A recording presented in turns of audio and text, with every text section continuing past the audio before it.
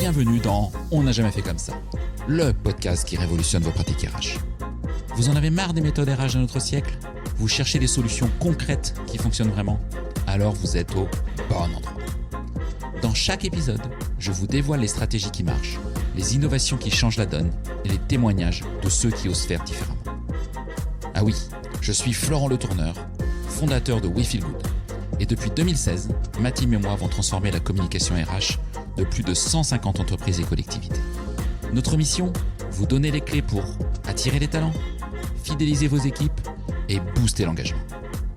Alors, rendez-vous sur www.wefeelgoodrh.com ou contactez-moi directement sur LinkedIn. Je vous offre un audit gratuit de votre communication RH et je vous mets le lien dans la description de cet épisode. Profitez-en aussi pour vous abonner à ce podcast pour ne rater aucun épisode, bien entendu. Alors, prêt à révolutionner vos pratiques ? C'est parti et excellente écoute. Ce podcast est soutenu par HelloWork, le premier acteur digital français du recrutement. Depuis 25 ans, HelloWork accompagne les entreprises avec ses solutions. Plateforme de recrutement, CV Tech, site carrière ou encore portail de cooptation. Plus de 50 000 pros RH l'utilisent déjà. Et vous ? Découvrez tout ça sur HelloWork Recruteur. Vous trouverez toutes les offres dans le lien en description de cet épisode. Hello à toutes et à tous et bienvenue sur On n'a jamais fait comme ça. Alors aujourd'hui, j'ai le plaisir de recevoir une invitée qui réconcilie deux mondes que l'on oppose trop souvent, la rigueur de l'audit bancaire et la profondeur de l'intelligence émotionnelle. Ancienne risk manager à Singapour, passée par Sciences Po, Luce Dance a un parcours qui défie les étiquettes. Coach reconnu, identifié par le Reader Digest comme une des 15 top coachs in Paris, coach partenaire du cabinet Cadran, Luce enseigne aussi à HEC Sciences Po Paris. Mais ce qui la passionne vraiment, c'est la robustesse des collectifs. Après avoir géré donc les risques financiers, elle s'attaque aujourd'hui au risque le plus critique pour les DRH, l'épuisement de nos équipes. Expert IA certifiée par le SCP, elle vient de lancer Corail, un outil gratuit pour transformer nos ressentis en données actionnables. Dynamique, lucide et résolument tournée vers l'humain, j'ai le plaisir d'accueillir Luce Dance à mon micro. Bienvenue Luce. Merci Florent, merci de me recevoir. Je t'en prie, un grand merci de nous consacrer un petit peu de temps pour nous parler de ton parcours, de ton aventure et puis de ton projet avec Corail. Je suis vraiment ravi de t'avoir à mon micro. Tout le monde te connaît peut-être pas. Alors, ce que je te propose, c'est de nous raconter un petit peu ton histoire. Et puis, la question que j'ai envie de te poser, c'est en quoi ta formation à Sciences Po et ta première carrière en risk management influence-t-elle aujourd'hui ta manière de comprendre les organisations ? Alors, peut-être ce que je dois préciser, c'est que d'avant d'entrer à Sciences Po, j'ai une formation d'historienne. Donc, je travaillais sur la formation des nations. Qu'est-ce qui fait qu'une nation crée un récit à travers des mythes fondateurs ? Puis, j'ai intégré Sciences Po Paris et il me restait une année en fait d'histoire à faire, l'équivalent du Master 2, le DEA à l'époque. Et j'ai eu la possibilité de le faire sur 2 ans, puisque à l'époque, la succursale où je pouvais étudier à la Sorbonne se trouvait dans la même rue que Sciences Po Paris. Donc, ce qui fait que je suis passée d'un côté de la rue Saint-Guillaume à un autre, de 2 univers simultanément. Et je pense que cette anecdote, elle me caractérise assez bien parce que j'aime bien avoir un pied dans la recherche, un pied dans la prise de recul historique et aussi un pied dans le contemporain, dans l'analyse des grands mouvements de ce monde. Donc, c'est pour ça que j'avais envie de partager avec toi cette petite anecdote. Puis quand il a fallu travailler, je me suis tournée vers le monde de l'entreprise parce que c'était un monde que je connaissais absolument pas. Moi, je viens d'une famille de fonctionnaires, de profs, l'entreprise, je voyais ça comme quelque chose de super rationnel, avec une structure, des titres, des positions, voilà. Et je trouvais ça assez rassurant. J'avais fait des stages en organisation internationale au Sénat, ça m'avait semblé être vraiment assez bordélique. Je me suis dit, l'entreprise, ça va être pas mal. Donc, je suis allée dans ce qui était pour l'archétype de l'entreprise à l'époque, qui était un gros cabinet d'audit qui s'appelait Arthur Andersen. Et dès que j'ai rejoint Arthur Andersen, en fait, ce qui s'est passé, c'est qu'il y a eu ce gros scandale financier qui s'appelle Enron. Et ce gros cabinet d'audit, en quelques mois, ça a été le colosse en pied d'argile et ça s'est complètement effondré.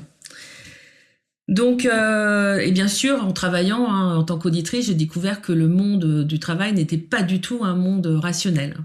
Donc, quand il a fallu se réinventer après cette chute, on a tous les auditeurs avons dû retrouver un emploi. Je me suis dirigée vers le risk management parce que je trouvais je trouvais que cette notion du risque, déjà, je l'avais vécu personnellement, Oui. de manière quand même assez dramatique pour un premier emploi. Et puis ensuite, je trouvais que le risque, c'était une façon d'apprendre et d'anticiper tout ce qui peut déstabiliser un système. Donc si on fait un petit peu le lien entre ma formation d'historienne où je travaillais sur les nations et ce qui cimente une nation et le risk management, ça a toujours été en fait le même fil directeur, à savoir qu'est-ce qui crée un collectif et qu'est-ce qui le fissure. Ok, et donc là, tu exerces plusieurs années dans plusieurs organisations autour du risque management. Mhm.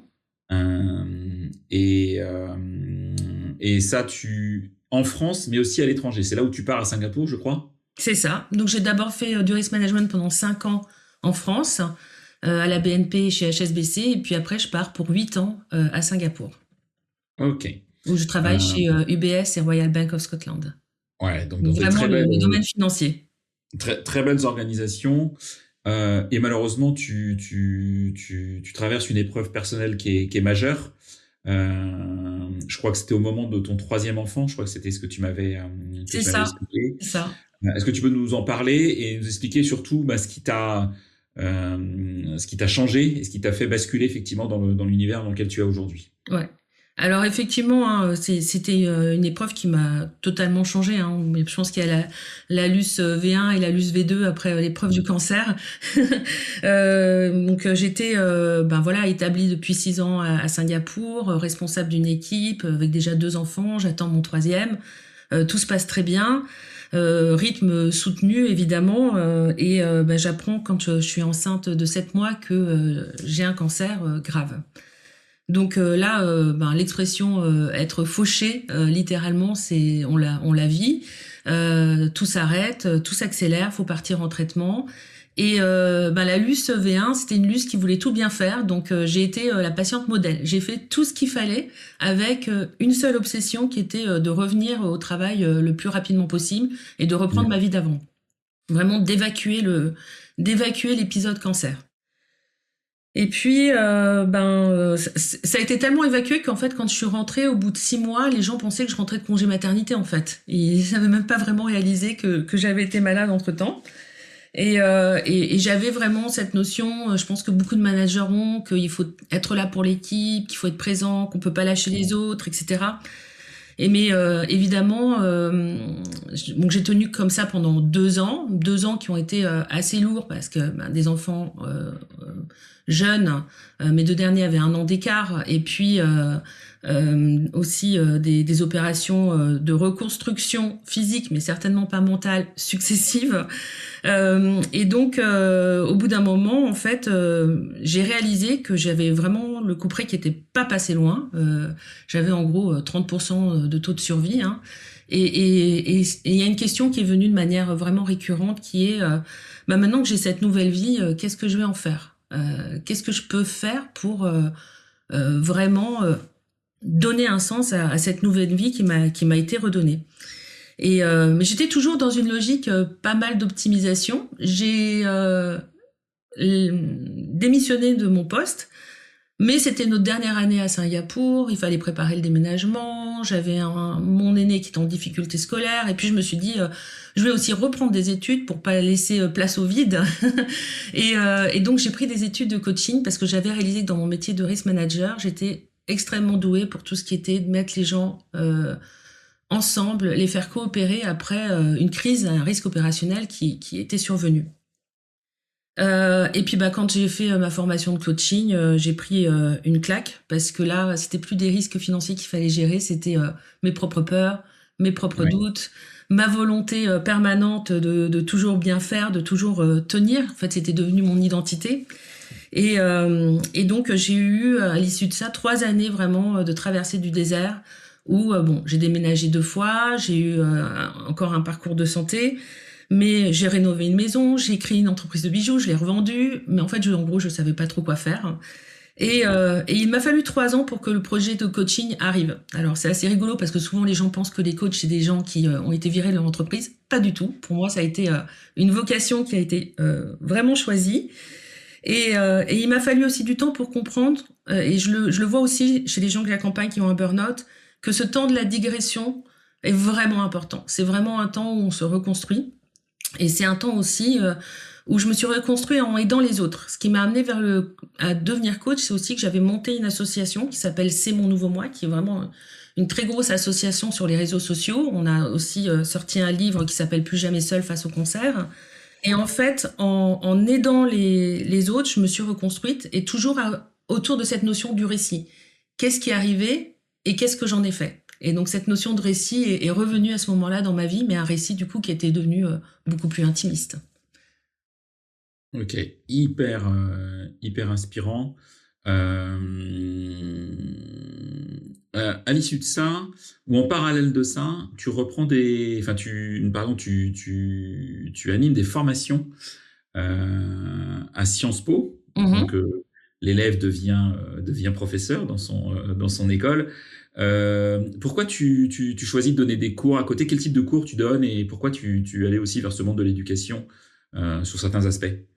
Alors, parce que, comme je t'ai dit, j'ai tourné le dos à mon héritage de famille de profs pour me tourner vers l'entreprise et puis qu'au bout d'un moment, on réembrasse qui on est. Il y a une espèce de retour en arrière hein. Et il y avait vraiment, en fait, l'envie de transmettre. J'ai compris Ouais. aussi avec l'épreuve du cancer, j'avais aussi entre-temps perdu mon père et il y avait eu énormément d'étudiants qui avaient été là. J'ai compris que l'impact qu'on a sur les gens, que ce soit en coaching ou que ce soit dans la transmission, les élèves, c'est un impact, voilà, qui c'est peut-être un petit peu narcissique, mais ça nous survit, ça permet de transmettre à d'autres. C'est extrêmement gratifiant et pour moi aussi ça me met en contact avec des jeunes qui potentiellement un jour seront mes futurs clients, en tout cas qui me font comprendre les nouvelles générations et c'est passionnant. À Sciences Po notamment, j'ai des cours et j'ai aussi des séminaires soft skills. J'accompagne aussi des étudiants dans un projet qui s'appelle l'Impact Studio qui met en lien des entreprises et des groupes d'étudiants que l'on doit mentorer. C'est passionnant en fait de les voir évoluer, grandir. C'est quelque chose qui est extrêmement gratifiant. Ah, et toi-même, tu reprends des cours. C'est là où je voulais aussi en venir. Tu reprends des cours, tu vas à l'ESCP Mhm, et tu as suivi une formation avec un certificat qui s'appelle AI for Business, mhm. l'intelligence artificielle pour le business. Pourquoi tu vas sur ce terrain de jeu? Pourquoi tu te formes dans une formation qui doit être un peu exigeante à l'ESCP de surcroît? Oui, oui, c'était une formation de 8 mois. Hein. J'ai sué. On a sué parce qu'on était toute une cohorte. En fait, déjà, dans mon travail de coach, si on suit pas les grandes évolutions hein, qui impactent le monde du travail, Ouais. ça n'a pas de sens. Et puis ensuite, je pense que le réflexe d'historienne est venu. En fait, je me suis rendu compte qu'à chaque fois qu'il y a une grande innovation, soit elle naît d'une crise ou elle en provoque une nouvelle.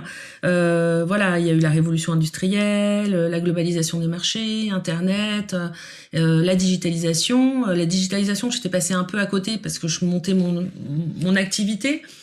Et puis, tout à coup est arrivée cette vague IA et j'ai tout de suite anticipé que c'était quelque chose qui allait être majeur. Hein. Et surtout qu'il y avait cette accélération, puisqu'en 40 ans, on a eu 3 grandes phases d'innovation qui se sont suivies hein, entre Internet, la digitalisation, l'IA. Donc cette accélération, elle change tout, elle change le rapport au temps, elle change le rapport au travail, elle change les rapports humains. Et donc, j'ai voulu comprendre ça, pas en surface. J'ai voulu aller au fond des choses. Hein, et quand je suis tombée sur ce diplôme de l'ESCP, ce qui m'a plu, c'est qu'il y avait toute une partie pour expliquer les différents types d'IA, on va dire assez classique, mais il y avait surtout Ouais. comment l'IA est un levier stratégique de valeur. Hein, et tout ce qui est en fait la valeur dans l'entreprise, la stratégie, ça m'intéresse. Hein. Je fais aussi partie de conseils d'administration. C'est quelque chose, voilà, rester proche comprendre comment on crée de la valeur dans une organisation, c'est important pour moi. Et puis il y avait aussi une partie éthique, il y avait une grosse partie conduite du changement. Donc c'était vraiment très complet. Et à la fin, on devait rendre en fait un devoir, un rapport sur un projet d'IA. Et en fait, quand j'ai fait ce rapport, je me suis dit, mais pourquoi ne pas carrément créer le prototype? Et c'est en fait de ça qu'est né Corail. Donc Corail, c'est le point d'entrée d'un plus gros programme de coaching qui s'appelle Coro pour un collectif robuste, et Core.ai, donc que je résume en mot Corail, et le point d'entrée en fait de ce programme. Mais c'est un point d'entrée pour lequel j'ai utilisé l'intelligence artificielle. Parce que en fait, ce qui était important pour moi, c'était de travailler sur le coaching collectif. Comment est-ce que ce diagnostic peut permettre de faciliter et une intervention de coaching collectif? Alors, je m'explique un peu. En fait, Je veux bien que tu expliques ce que ça veut dire exactement du coaching collectif. Ouais. voilà. Alors du coaching collectif, déjà, bon, je fais du coaching individuel. Ça, le coaching Oui. individuel, c'est assez bien connu. Le coaching collectif, c'est vraiment d'amener une équipe d'un point A à un point B. Donc quand il y a une transformation, c'est d'amener une équipe à ne pas répéter ce qu'elle fait, mais à comprendre en quoi consiste la transformation, l'impact sur son mode de travail, ses relations de travail, le rapport avec les autres départements, donc vraiment comprendre aussi l'écosystème, et faire ce qu'on appelle un shift in mindset, donc un changement d'état d'esprit dans un collectif avec des gens qui sont plus ou moins résistants, et d'amener en fait une équipe complète. Alors une équipe, c'est quelque chose de formidable parce que c'est quelque chose de totalement abstrait en fait, une équipe. Donc, mais ça reste derrière quand même une collection d'individus. Donc comment est-ce qu'on emmène cette collection d'individus ensemble d'un point A à un point B? C'est vraiment ça pour moi la définition du coaching.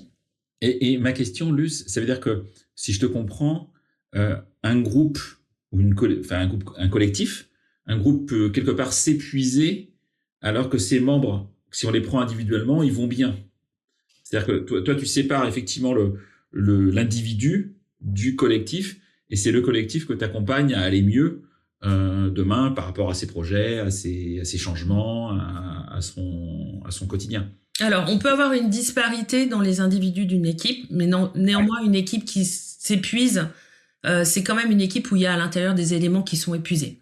Ouais, ok, d'accord. Ça, tu le vois. Mais on peut avoir deux, trois éléments qui performent, qui arrivent, mais aussi, au bout d'un moment, ces éléments qui portent peuvent être amenés eux aussi à s'épuiser. Donc, Ok. c'est là où il faut vraiment aller dans le détail. Mais en tout cas, si ces individus n'ont pas le même mouvement, ça reste une collection d'individus et c'est pas une équipe en fait. Il n'y a pas cette notion de collectif. Ok. Tu parles souvent de collectif robuste, Ouais. de la robustesse. Qu'est-ce que tu appelles la robustesse dans un collectif, toi? Alors, la robustesse, c'est un concept qui a été popularisé, enfin créé d'ailleurs par Nicolas Hamon, qui est un chercheur biologiste à l'INRAE et à l'ENS Lyon.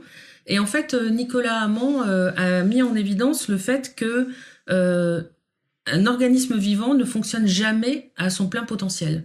Une plante doit toujours pouvoir résister à une sécheresse, à une attaque de parasites. Le corps doit pouvoir résister à de la fièvre, etc., etc. Il en fournit vraiment de très nombreux exemples.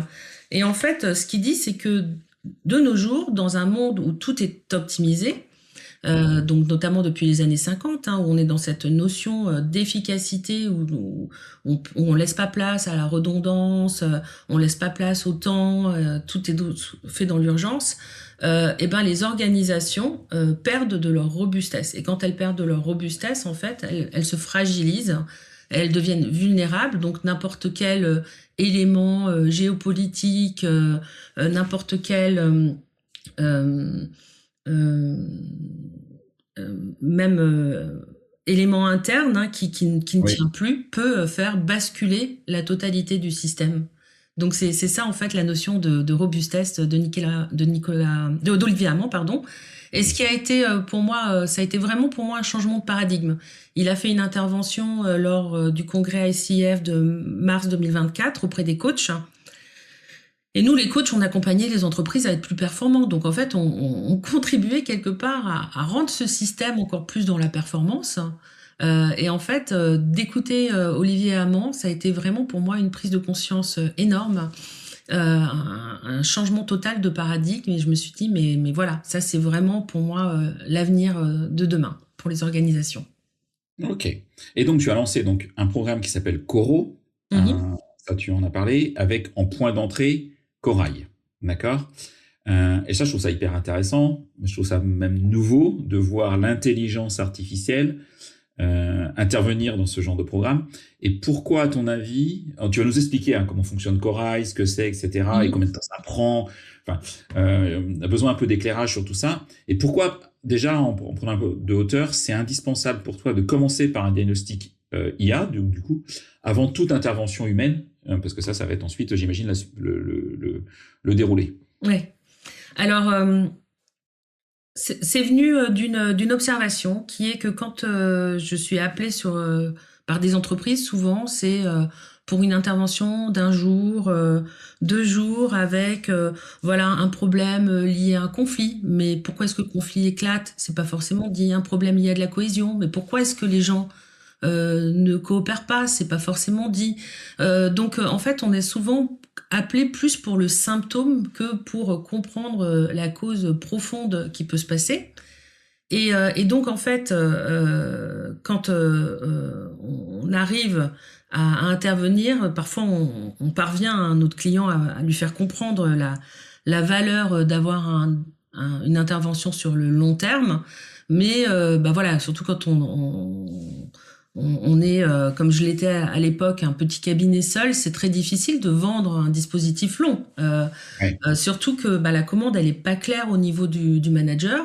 Souvent, cette commande pas claire est donnée au RH, qui doit se débrouiller avec cette commande pas claire non plus, euh, face à des prestataires dont ils savent pas forcément en quoi ils sont bons.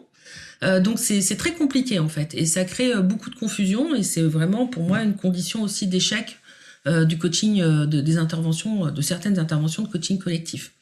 Donc je me suis dit, l'IA a cette capacité formidable de pouvoir mettre des ressentis en mots, de pouvoir factualiser des ressentis. On le voit avec les grandes études marketing, on peut compiler des centaines d'avis Facebook, TripAdvisor, sondages, et puis on peut arriver en fait à des choses qui sont factualisées, structurées et actionnables en fait grâce à l'IA.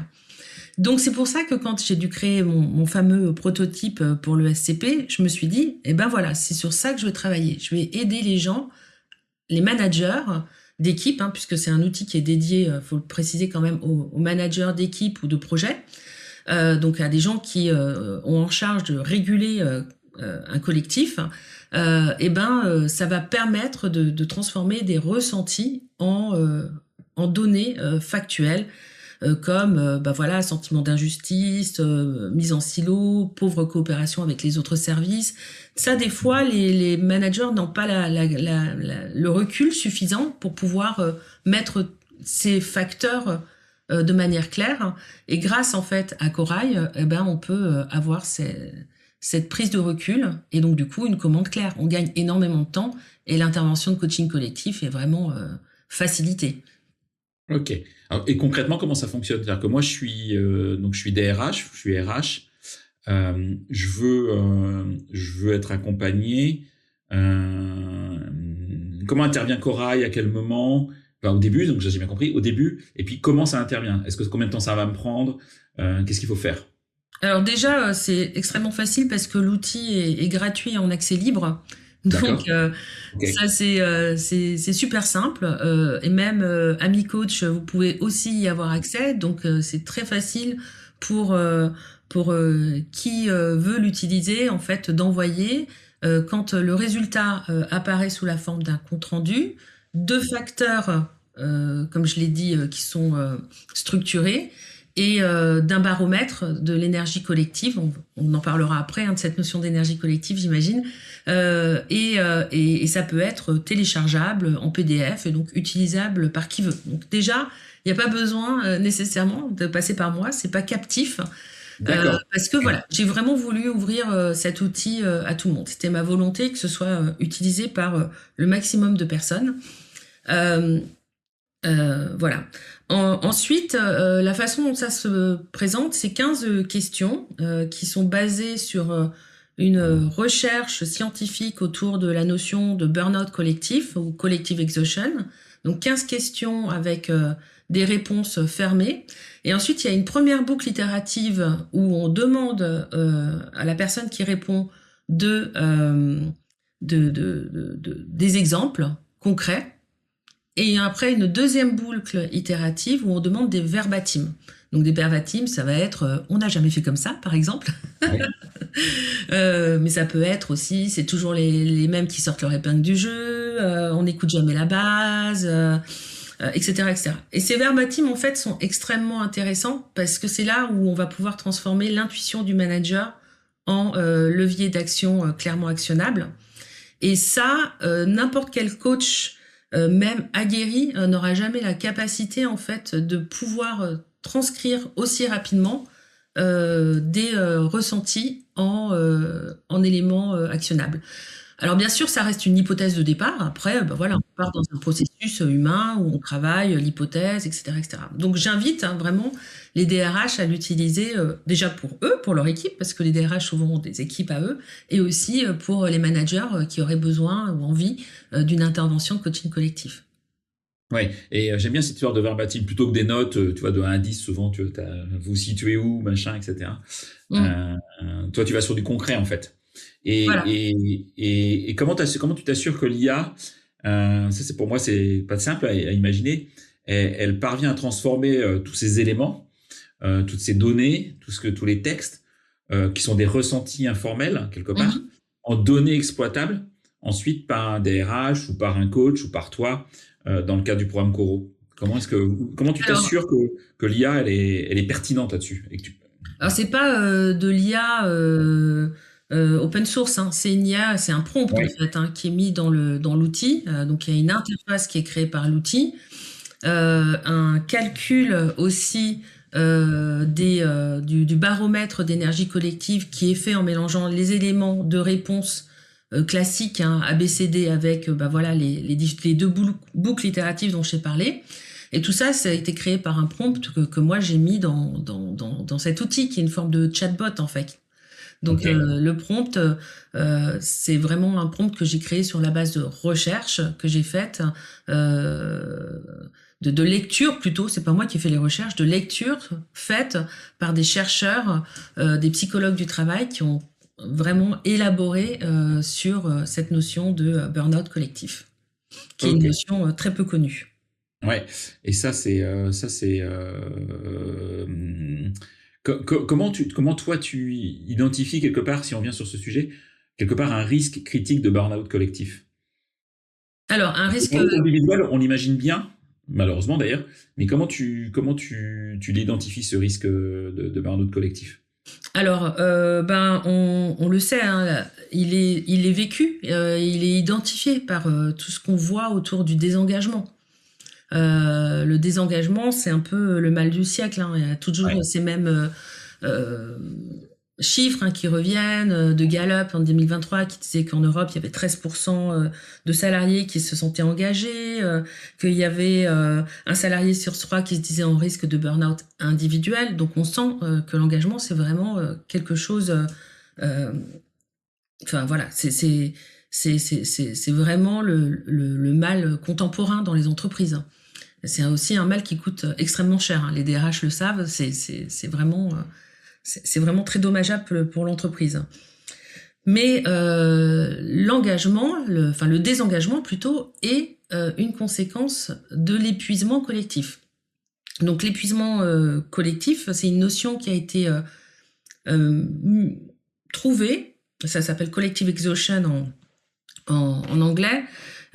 Et c'est la même personne qui avait théorisé le burn-out individuel, donc qui s'appelait à l'époque professional exhaustion, Christina Maslach, qui après a continué ses travaux sur toutes ces dynamiques de fatigue collective qui pouvaient se voir dans une équipe notamment. Et ce qu'elle a mis en évidence, c'est que la fatigue, c'est un phénomène systémique. À partir du moment, c'est un peu comme la sécurité psychologique, à partir du moment où il y a une personne qui exprime une fatigue, et les modes d'expression peuvent être divers, hein, ça peut être du cynisme, ça peut être de se sentir vidé, ça peut être de sentiment d'injustice, donc il y a plein de symptômes que j'ai mis d'ailleurs dans mon prompt, hein, c'est comme ça qu'on les voit apparaître. Le fait de resserrer aussi sa vision au plus petit, l'éco-anxiété aussi maintenant qui arrive, qui va générer aussi beaucoup de fatigue collective. Tous ces éléments-là, en fait, c'est des éléments qui sont systémiques. Et non seulement elle a mis en évidence cette notion de systémique de l'épuisement, mais elle a mis aussi en évidence le fait que c'était contagieux. Donc ils appellent ça vraiment une contagion de l'épuisement collectif. Donc et c'est pour ça que ça devient systémique. Et aussi que quand l'épuisement se diffuse par exposition répétée à des collègues qui vont exprimer leur désengagement, la sécurité psychologique baisse, la coordination et la coopération devient plus difficile, les malentendus augmentent, la communication s'effrite, et on se retrouve vraiment dans un mode de désynchronisation complet du collectif où les gens ont moins d'énergie, plus de tension, et la coopération diminue fortement. Donc, contrairement au burn-out individuel, une organisation qui est en burn-out collectif ne va pas s'effondrer. C'est pas son rapport au travail qui va être mis en jeu, mais ça va plutôt être une forme de diffusion constante. Et là, il faut vraiment travailler ce qui fait tenir un collectif, à savoir la clarté du cap, la capacité à produire du sens et la qualité du lien entre les gens. Ok, d'accord. Très clair. Et ton outil mesure 3 dimensions, je crois, ensuite. Le cap, le lien et le sens. C'est ce que j'ai compris en allant voir effectivement ton site internet, etc. Pourquoi ces 3 dimensions, et qu'est-ce qui se passe si l'un de ces piliers, ces 3 piliers s'effondre, en fait? Ces 3 piliers, ils sont interdépendants. C'est-à-dire que si un cap est mal intégré, ça va créer une perte de sens. Si la perte de sens est vécue, ça va créer du repli. Et si le repli s'intensifie, ça fait que la qualité du lien se délite. Et donc, de la même manière que ces 3 éléments sont interdépendants et peuvent être dans une dynamique délétère, on peut retravailler aussi pour remettre la machine en route et les faire fonctionner ensemble. Donc, c'est vraiment... dans tous les résultats que j'ai vus, il n'y a jamais un élément qui est super bon et 2 mauvais. C'est quand même toujours très, très lié les uns aux autres, quoi. Ok. Sur le lien, aujourd'hui, tu parles de fragmentation, tu vois, la fragmentation hybride, la fragmentation intergénérationnelle. Comment est-ce que, avec Corail et Coro, tu détectes les silos invisibles qu'il peut y avoir dans les collectifs, dans les organisations? Alors, c'est plus large que silo. En fait. La fragmentation relationnelle, elle commence jamais par un gros conflit. On le sait, quand on est coach, à la limite, quand il y a un conflit, ça veut dire que c'est un collectif qui veut vivre. Mais c'est plutôt pas mal, finalement. Okay. En tout cas, ça donne de la matière facile à travailler. Mais quand on commence à avoir des éléments comme une micro-érosion de la coopération, moins de feedback, moins d'entraide, moins de circulation de communication, et quand chacun commence à produire un petit peu plus seul dans son coin, là, c'est là qu'on voit en fait vraiment qu'il y a une perte de lien.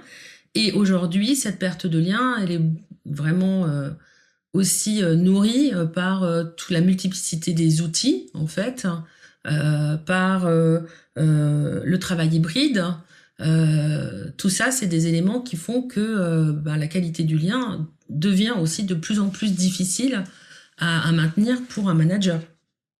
Donc, pour te donner un exemple, j'ai accompagné une équipe commerciale sur le terrain, donc les gens se rencontrent très peu. Et il y a une multiplicité d'outils très complexes avec pas de gouvernance au niveau des outils. Et en fait, chacun s'est mis en petits groupes, petits éléments isolés avec leur propre façon de communiquer, leur propre argumentaire, même leurs propres outils. Et voilà. Et là, ce qu'on voit, c'est qu'il n'y a pas une opposition frontale, en fait. Il y a juste une coopération qui est devenue purement fonctionnelle, avec des gens qui travaillent ensemble, mais sans forcément beaucoup de confiance. Et où finalement, l'engagement collectif devient secondaire par rapport à je dois produire mes objectifs individuels. Et ça, on sait que donc déjà le lien il disparaît pas d'un coup, hein, il s'amenuise. Et si c'est pas régulé, ça finit par transformer l'équipe en une juxtaposition de talents plutôt qu'en un collectif vivant. Et c'est une vraie perte pour l'entreprise, surtout aujourd'hui à l'ère de l'IA où le lien va devenir une plus-value, une valeur hein, pour l'entreprise. Comment est-ce que je suis capable de créer du lien? Ça va vraiment être un élément de plus en plus majeur, je pense, dans les prochaines années. Ça, c'est une conviction que tu portes? Ouais. Ouais. Et sans ce lien, les outils ne restent que des outils, quoi. Voilà. Si je dois travailler avec la machine, au bout d'un moment, quand même, je vais finir par m'ennuyer un peu. Hein. Ouais, c'est clair. C'est clair. Et sur le sens, comment tu débusques des fois l'écart entre les intentions affichées et puis le vécu réel?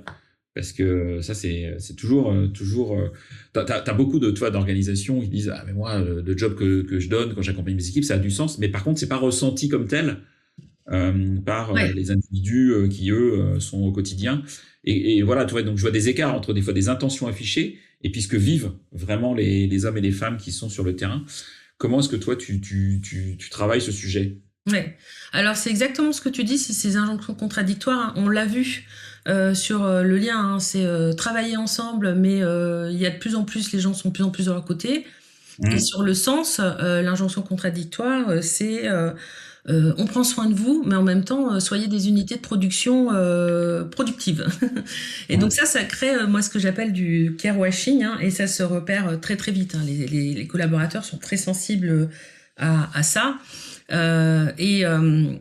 Une façon dont on peut le voir, en fait, c'est de voir quelle est la cohérence entre les messages d'une organisation et puis comment c'est ressenti par les collaborateurs. Souvent, on le voit notamment à travers des surveys qui sont faits aux collaborateurs. Ouais. Et quand on entend à nouveau des verbatims comme on nous demande d'être à l'écoute, mais on nous laisse pas le temps de respirer, des choses comme ça, on voit tout de suite qu'il y a cette dissonance qui va créer de la perte de sens. Au-delà de ça, il y a aussi la notion de charge de travail. Alors, la charge de travail, en tout cas ressentie, c'est-à-dire qu'à partir du moment où j'ai l'impression que je suis tout le temps en mode urgence, que ce que je fais est soit bloqué, soit accéléré, pas forcément pris en compte, pas bien expliqué, etc., ça crée un véritable brouillard cognitif.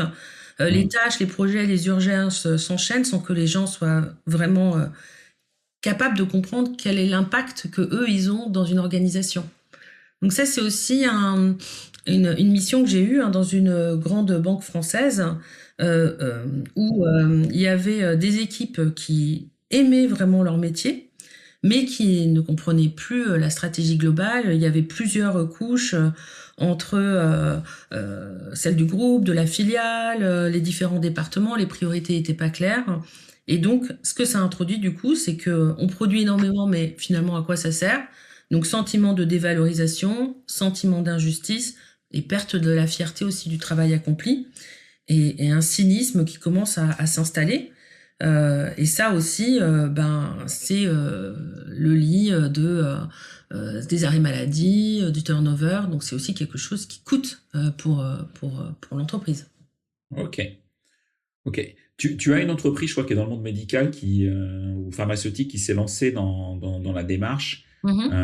Est-ce que tu peux nous expliquer pourquoi ils se sont lancés? Tu peux les citer si tu veux. Et pourquoi ils se sont lancés. Alors, j'ai été contactée par les équipes commerciales de Medtronic, en particulier la branche Minibed, qui est la branche diabète. Et j'ai été mise en contact avec 2 managers qui ont voulu essayer Corail.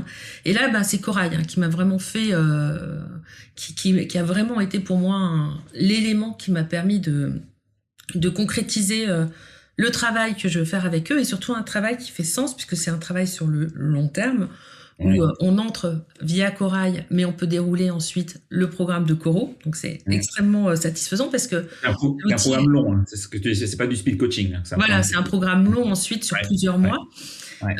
Et ça, c'était un succès parce que, en gros, j'ai mis à disposition Corail le 3 novembre et voilà, là, tout début janvier, on a commencé le travail ensemble.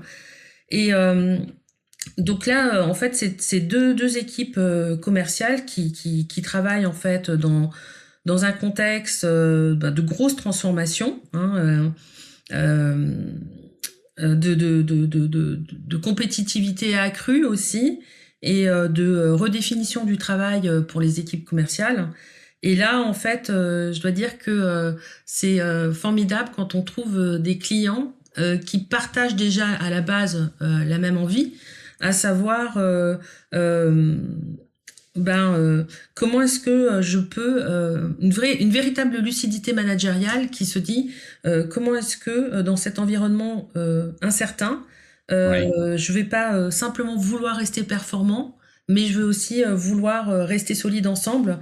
Comment est-ce que je vais embarquer les équipes dans ce projet?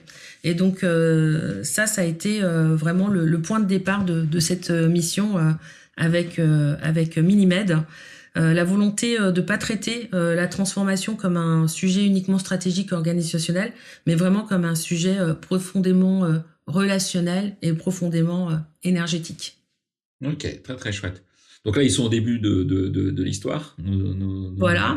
Ouais, donc pour l'instant, il y a encore du recul, du temps pour voir les résultats. Alors, on a des premiers résultats, mais en fait, comme c'est un client en cours et puis qu'en plus c'est un contexte de changement organisationnel fort, je peux pas trop en parler, mais ça avance bien. Et puis on a d'autres organisations qui s'intéressent à Corail et à Coro. Donc ça, c'est extrêmement. Alors, c'est extrêmement. Moi, je suis DRH, je t'entends. Je veux tester Corail demain parce que j'ai un sujet sur une équipe, par exemple, tel que tu l'expliquais. C'est quoi ma première étape? La première étape, c'est d'aller sur le site dont tu vas mettre le lien et de faire le test. Déjà, de voir si on est convaincu ou pas par le résultat. En tout cas, de le faire faire, pas DRH, mais de le faire faire par le manager en charge. Ouais, ça c'est gratuit. C'est gratuit. Ouais. Okay. Ouais. Donc moi je suis RH, j'ai envie je me dis tiens dans ce service-là il y a une équipe en tension où il y a un peu de difficulté. En tout cas tout le monde n'est pas aligné et va pas dans la même direction. Je vais sur le site. Donc tu conseilles plutôt au manager de l'équipe de remplir le questionnaire, c'est ça? Oui, c'est au manager de l'équipe. Ouais. Il y a des verbatims, des exemples à mettre. Ça peut venir que du manager. Ouais. Donc, c'est quoi? C'est 20 minutes, il faut à peu près une demi-heure? 20 minutes, donc c'est 15 questions. Ouais. Et c'est 15 questions vraiment qui ont été réfléchies parce que derrière, il y a énormément de recherches sur le collective exhaustion. Ça a été... j'ai croisé toute la recherche de psychologues du travail venus de Belgique, des Pays-Bas, de Suède, d'Espagne. Donc c'est des chercheurs comme Leiter, De Moretti, évidemment Maslach,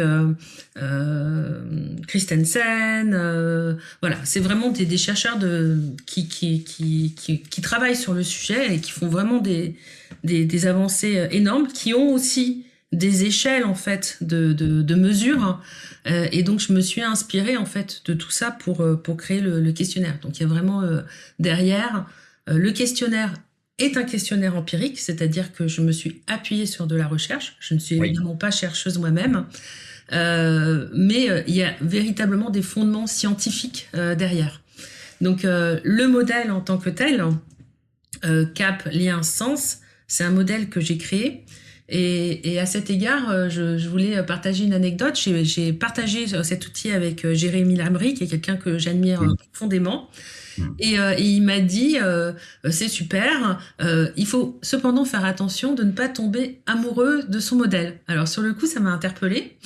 Et en fait, il a tout à fait raison. Ça veut dire qu'il faut garder vraiment en tête que c'est un modèle empirique qui est parti sur une hypothèse de ces 3 grosses injonctions contradictoires dont je t'ai parlé.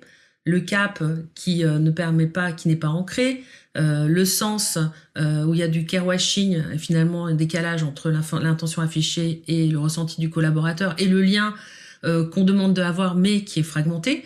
C'est une hypothèse que moi j'ai émise, mais ça reste derrière une grille de lecture systémique en fait. C'est pas un outil de métrique scientifique.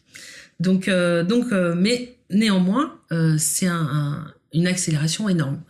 Aucun coach ne serait capable de faire ça avec le degré de rapidité qu'on peut avoir en répondant aux 15 questions bien choisies dont je t'ai dit, plus en faisant les 2 boucles interactives d'exemples et de verbatim. Donc, peut-être pour répondre à ta question, parce que je me suis éloignée du sujet, je me rends compte, oui, un DRH va envoyer à son manager le lien vers l'outil, le manager va le remplir, à lui de voir après si ça lui parle ou pas ce qui ressort. Et puis après, en fait, évidemment, je peux être contactée et on peut faire un premier débriefing pour voir si les hypothèses de départ sont les bonnes pour partir dans le programme Coro. Et le second, et c'est là qu'on commence à dérouler en fait le programme Coro, qui est un programme que j'ai co-créé avec ma partenaire Catalina Mariota, qui est aussi distributrice des outils Persologue, et donc qui sont là pour le coup des outils de métrique. Et on fait en fait une première phase qu'on appelle d'appropriation, où on met les collaborateurs et le ou les managers, et on co-construit ensemble un parcours de développement ponctué de coaching collectif. Et donc ce qui est intéressant, par exemple je vois chez Medtronic, c'est que les équipes vont créer le parcours pour les managers en leur disant quelles sont leurs attentes, et où est-ce qu'ils sentent que pour eux, il y a une déperdition d'énergie. Et les managers vont faire la même chose pour les collaborateurs. Ils vont pouvoir le faire ensemble, pas ensemble, en fonction des sujets. Donc, c'est vraiment un programme qui est construit au cours d'une session, qui est une session en fait de codev. Et à l'issue de ça, on a un programme qui est défini sur plusieurs mois et qui est évolutif. Donc c'est pas du en kit, c'est pas du coaching Ikea, c'est pas du speed coaching, c'est vraiment du coaching qui est fait pour arriver à l'objectif qu'on s'est défini au départ, qui est comment est-ce qu'on va changer notre façon de travailler pour le mieux pour nous et pour pouvoir tirer le meilleur de la transformation qui a lieu. Ok, je trouve ça super intéressant parce que je dirais que la démocratisation du coaching dans les entreprises n'est pas toujours simple. Non. Voilà, tu vois, je me mets dans ma vie de RH à l'époque. C'était pas toujours simple. C'est extrêmement difficile aussi quand on est RH et qu'on n'est pas un expert du monde du coaching de comprendre les différences qu'il peut y avoir entre le coach A, le coach B, etc. C'est pas simple. Quand on est externe. Donc je trouve ça plutôt chouette que l'IA elle puisse aider, puis de l'IA encadrée, tu vois, c'est pas un ChatGPT basique, que l'IA encadrée puisse peut-être aider une organisation, un DRH à démocratiser l'accès au coaching en posant les bonnes questions, en ayant déjà un premier niveau de retour avec le premier PDF. Tu m'as montré un premier PDF qui est généré et qui permet effectivement de se dire ok là-dessus, voilà les axes de travaux, puis après c'est à chacun de choisir ou pas d'être accompagné plus en profondeur évidemment. Mais je trouve le PDF il est fait pour être visuel, c'est-à-dire qu'on a un baromètre général et puis après on a 3 petites piles sur le cap, le lien et le sens. Donc du coup c'est voilà, on le voit, c'est visuel. Et c'est pas long, ça fait une page recto verso à tout casser, donc du coup ça permet d'aller vite. Et derrière il y avait aussi pour moi une volonté très forte qui était de pas dire on va faire une évaluation du leadership du manager, parce que alors là moi j'en peux plus de ces évaluations du leadership du manager à qui on demande de développer son écoute active, de développer de devenir manager coach, de développer sa proximité avec ses équipes, blablabla. Donc on rajoute à nouveau plus de pression sur les managers. Et ce que moi j'aime, en tout cas dans cet outil, c'est que c'est un outil qui est systémique. Donc on fait une photo de où sont en fait les fuites d'énergie entre le lien, le cap et le sens. Mm. Mais c'est pas du tout culpabilisant pour un manager. C'est pas parce qu'un manager a une mauvaise, un baromètre qui serait bas que derrière ça veut dire que lui est un mauvais manager. Ça veut juste dire que bah voilà, ses relations avec l'écosystème, la stratégie est pas bien expliquée, le sens se fait peut-être pas bien dans son équipe. Il a certainement des choses à faire parce que à nouveau c'est lui qui est moteur dans tout ça.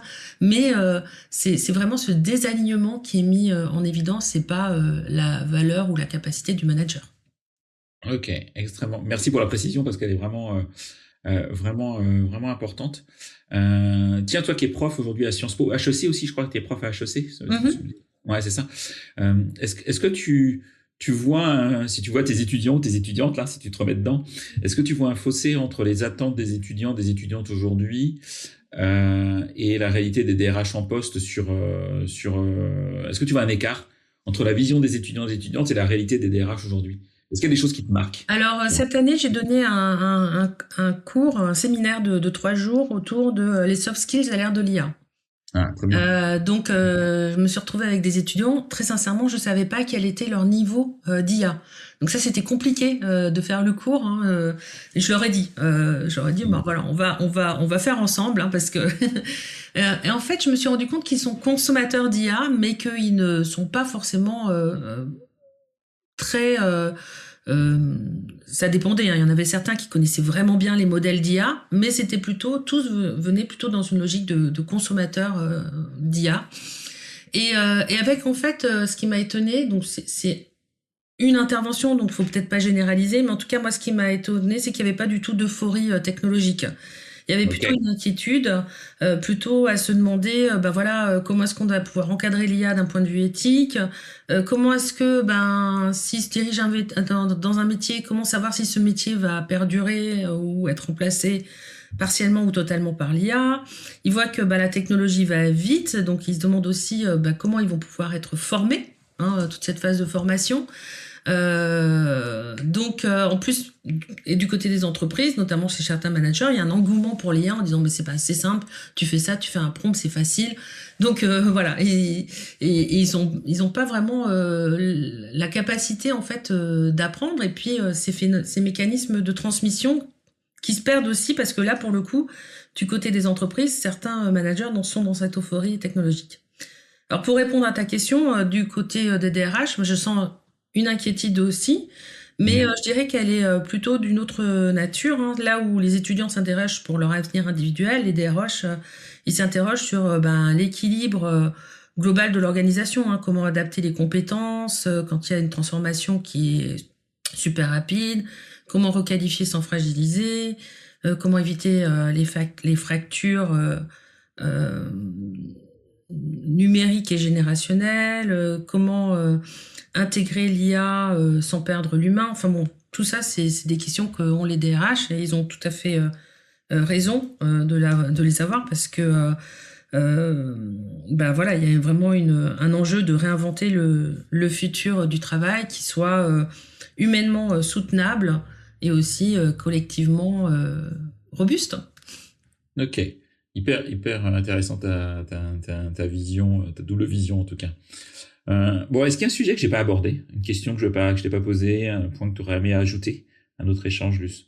Non, peut-être que en ce moment, je trouve qu'il y a énormément de clivages.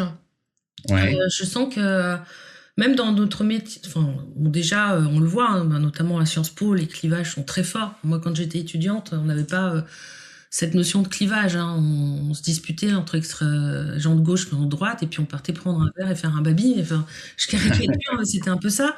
Ouais. Là, je trouve qu'il y a beaucoup de clivages, beaucoup de non-dits. Euh, et ce clivage, je le vois aussi dans mon métier de coach, parce que bah voilà, on a de plus en plus, on parle de hard skills, soft skills, on parle d'intelligence émotionnelle, d'intelligence du QI, hein, intelligence tout voilà.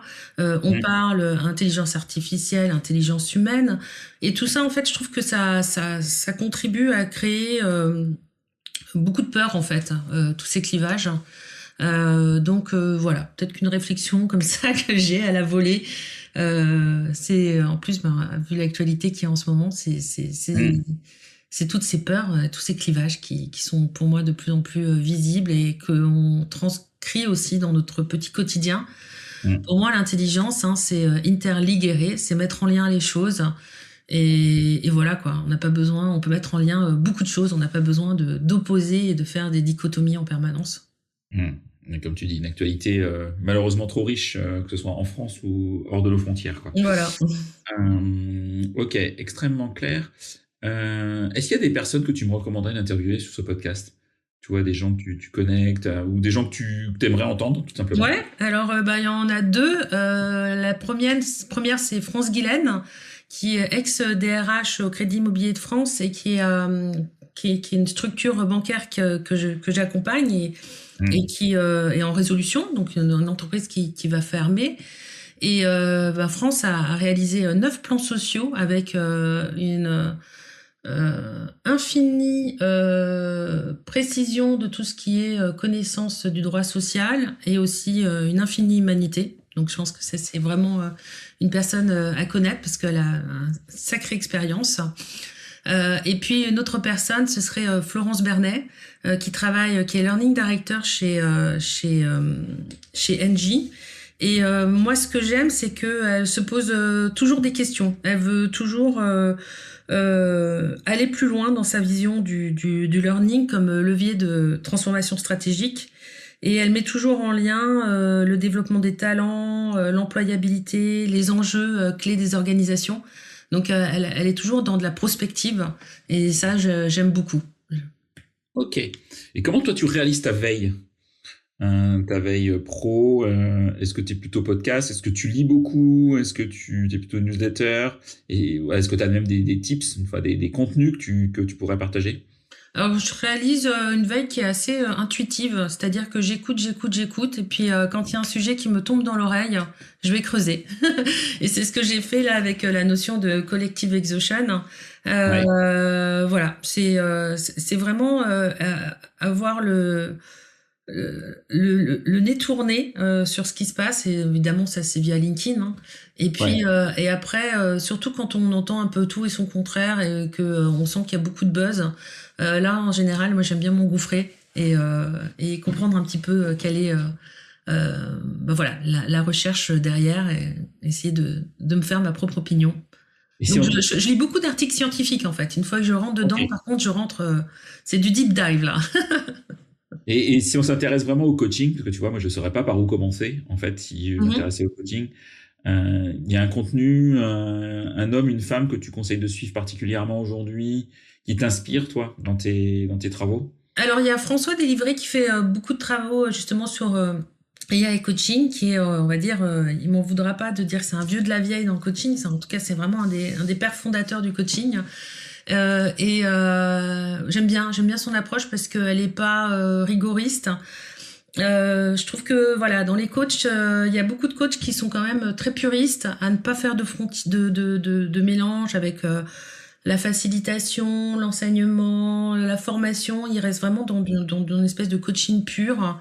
Et puis il y a des coachs qui ouvrent un petit peu les frontières et quelqu'un comme Délivré le fait. Il y a aussi Martine Beaulieu que j'aime beaucoup, Martine Vol. C'est des personnes vraiment, si vous avez l'opportunité de les suivre, c'est ce qu'on appelle des coachs MCC, donc des master coachs qui ont plus de 5000 heures de coaching à leur actif. Ok, d'accord, je connaissais pas ça. Donc voilà, ce qu'il faut savoir aussi, c'est que le coaching, hein, c'est une formation, c'est une profession qui est régulée avec une certification qui est renouvelée tous les 3 ans. Et ces gens hein, qui sont master coach, c'est vraiment des gens dont l'expertise est connue, reconnue et vérifiée. Hmm. Oui. Ok, extrêmement clair.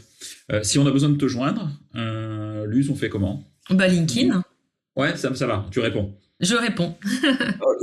Donc de manière pas très simple. De toute façon, je mettrai un lien vers ton profil, je mettrai un lien vers Corail, vers aussi ton programme Coro, que je trouve extrêmement complet, pour le coup. Et puis je mettrai un lien aussi vers ta collègue avec qui tu Oui, travailles. Catalina Mariota. Ouais, avec qui tu travailles. Donc, merci beaucoup, Luce. Merci, Florent. C'était extrêmement riche.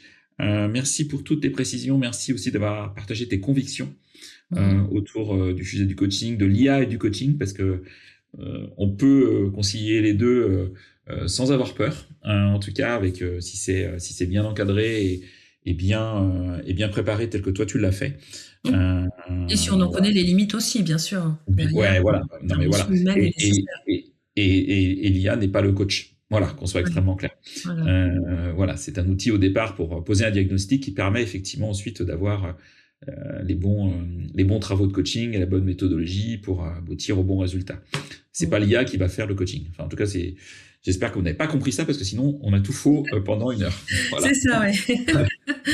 Bon, en tout cas, un grand merci, Luce. Et merci beaucoup, Florent. Merci de m'avoir invité et je me sens vraiment particulièrement honorée parce que tu m'as dit que j'étais la 2e coach sur ton émission. Oui, alors. Donc, je me sens vraiment honorée d'avoir eu cette opportunité et donc un énorme merci. C'est une petite parenthèse parce qu'effectivement, je suis honnêtement régulièrement sollicité par différents coachs qui souhaitent passer à mon micro. Alors, c'est pas que je refuse des coachs, la preuve. J'ai eu Dalila Guillot et toi, Luce. Mais c'est pas un univers que je connais très bien, que je maîtrise fortement. Donc, c'est aussi difficile pour moi d'appréhender. Donc, si un jour vous avez envie de passer sur ce podcast, en soi, la porte n'est pas fermée, mais juste expliquez bien votre différence, ce que vous voulez, votre approche, pourquoi effectivement vous interviewez va apporter, à mon sens, de la valeur aux auditeurs, aux auditrices. C'est ce que tu as su faire. On en a échangé tous les deux, bien sûr, en visio, en amont. Et puis, et c'est là où j'ai dit, bah ouais, je trouve ça hyper intéressant. Et ton approche de l'IA et du coaching, mais avec une approche raisonnable, raisonnée, préparée, intelligente et avec du travail derrière et pas juste aller sur ChatGPT puis poser des questions. J'ai trouvé ça ultra pertinent. Donc voilà aussi le pourquoi en fait. Donc merci encore, Luce, pour ton temps. Alors peut-être si je peux encore ajouter quelque chose. Bien sûr, bien sûr. J'aimerais, comme je disais, quand on fait du coaching, on travaille sur des organisations qui sont en tension, mais c'est aussi important de travailler sur des organisations qui se reconstruisent.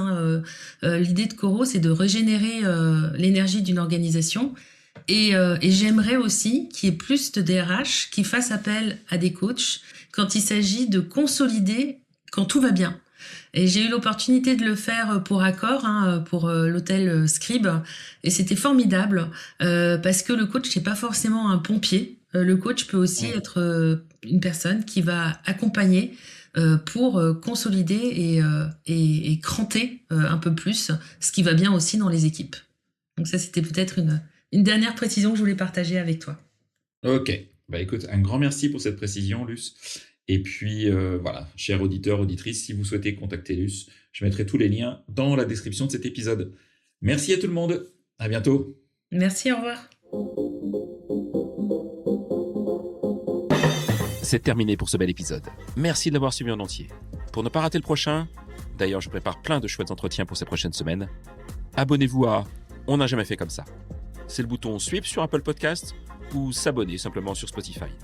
N'hésitez pas également à mettre 5 étoiles si vous avez apprécié ce podcast et à me contacter via LinkedIn pour tout commentaire ou toute suggestion d'invité. À bientôt!